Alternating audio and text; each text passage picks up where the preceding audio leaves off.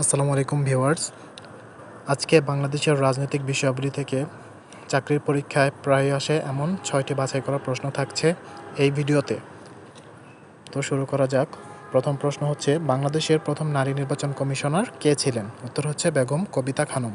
২ নম্বর প্রশ্ন, বাংলাদেশের প্রথম উপজেলা নির্বাচন অনুষ্ঠিত হয় কবে? উত্তর হচ্ছে ১৯৮৫ সালে।